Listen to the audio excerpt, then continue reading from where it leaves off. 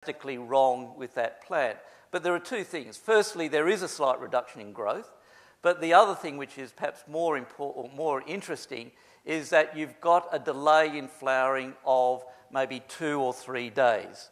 And so here, that plant, that ear is completely out. It's just about to go to flower. That one is only halfway out. Now, if you look at time of sowing experiments, generally what you find that for every week's delay in flowering, you're roughly getting about a 10 to 12% reduction in yield. So if you're getting a 3 to 4 day delay in flowering, that's essentially equivalent to maybe a 3 or 4% reduction in yield, simply because of that delay in flowering. And that would go unrecognised unless you had something to compare it with. Similarly, this is barley trials. That's plus phosphorus and minus phosphorus. That's green, not because it's a slightly less vigorous crop, but it actually did flower later and is actually maturing more slowly than the one which has grown with phosphorus. So the point of this is that some of the nutritional problems that we may encounter are actually quite subtle, and this concept of hidden hunger is actually an important nutritional concept if you're starting to look at nutrient management programs.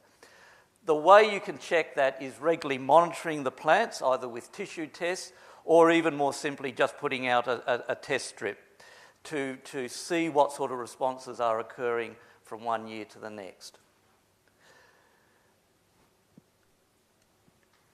Okay, I talked about, back in the first slide, the importance of organic matter. So remember that the crop residues actually are significant sources of nutrients.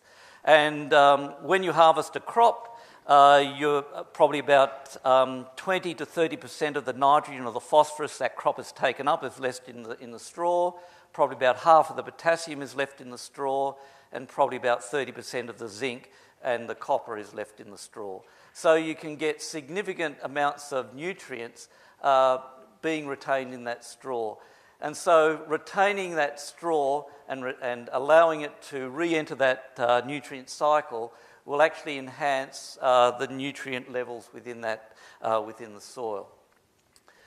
So this is seen in, this is actually some work from Spain, and the reason for that is actually very difficult to find any local Australian work along these in this respect. But what this clearly shows is that we have 3 different tillage systems, from a conventional cultivated system through a no-till stubble retain system. You can see that there's been an increase in organic matter, and parallel to that you can see that there's been increases in the manganese, the zinc and the copper within that soil. So basically you're enhancing the capacity of the soil to provide some of these key micronutrients simply by retaining the straw and reducing the level of tillage. If you measure the amount of phosphorus, it would probably show a similar type of effect in many cases. It doesn't always happen this way, and this is from a soil on the Upper Eyre Peninsula in South Australia, and this was some work I was involved with a number of years ago, where we're looking at the conversion from conventional cultivation through to a direct drilling system. And so these are on highly alkaline soils in a low rainfall environment, and you can see that as we've gone from the cultivated system through to direct drilling, the concentration of zinc in the leaf tissue has started to decline, in both soil types. And this has been reported with other nutrients. For example, it's also been reported in things like phosphorus as well. And there are a number of possible reasons for this. One is that the cultivation of the soil actually enhances the mixing of the micronutrients and the phosphorus through the topsoil, and actually makes the availability of that nutrient slightly greater. Whereas in these direct drillings, with direct drilling, you're basically concentrating the nutrients in the seeding band, and so the ability of the crops or the plants to take up those nutrients can often be limited over time. The other thing is that you often find that in the early stages of the conversion from a cultivated to a direct drill system, that sometimes the soil strength is actually slightly greater, and so the root growth is somewhat more restricted. Now, while you see this trend, it's important to realise that the critical level for zinc is around about 20 parts per million. So we actually haven't induced zinc deficiency, but the trend is for a reduction.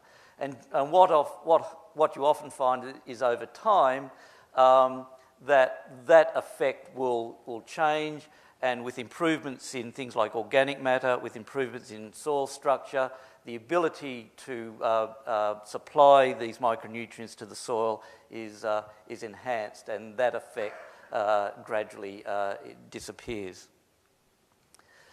The other effect of tillage in terms of nutrient distribution is increased levels of stratification. That is a concentration of the nutrients either vertically or horizontally. And this is a commonly observed effect of reduced cultivation in farming systems right around the world.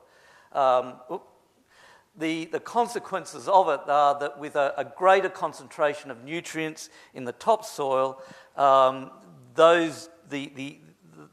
that topmost layer is the one which will dry the most rapidly, and so there's a greater risk of nutrient uptake being reduced with topsoil drying under those conditions, with the following caveats. Firstly, the dependence on nutrients below that topsoil layer actually becomes greater if that starts to dry. But what you often find is that you not only get improvements in those topmost layers, but also in deeper layers. And so often the capacity to provide those nutrients from deeper layers is actually enhanced. So the negative effect of that concentration of nutrients in the very topmost layers and the impact of topsoil drying on the uptake of nutrients really depends on the ability of the rest of the soil profile to provide those nutrients. And if you've actually increased those nutrients more generally, that effect is going to be diminished.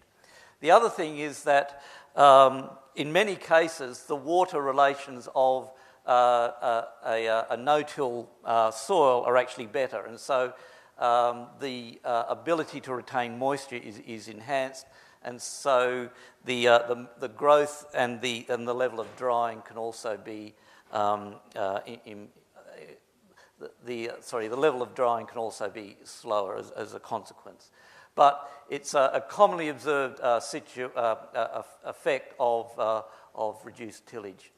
The other effect is what we call horizontal stratification, is that by applying the nutrients in the seeding bands with no cultivation, you do get concentration of nutrients more so in the seeding rows rather than the inter-row systems, inter-row areas. And even with inter-row sowing, there still is going to be a degree of concentration of those nutrients. Now that has impacts in terms of soil sampling, but recognising that you do get some degree of horizontal stratification means that you can adjust your sampling strategy in terms of soil sampling to take account of that variability in nutrient.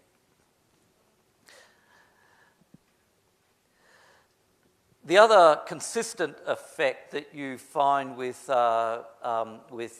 cultivation and reduced tillage is that you get an increased level of acidification, more so in acid soils. Probably in these soils, which are alkaline soils, you probably would like a little bit more acidification, but certainly when you've got slightly acidic to acidic soils,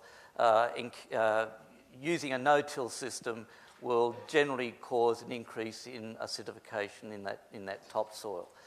What that means is that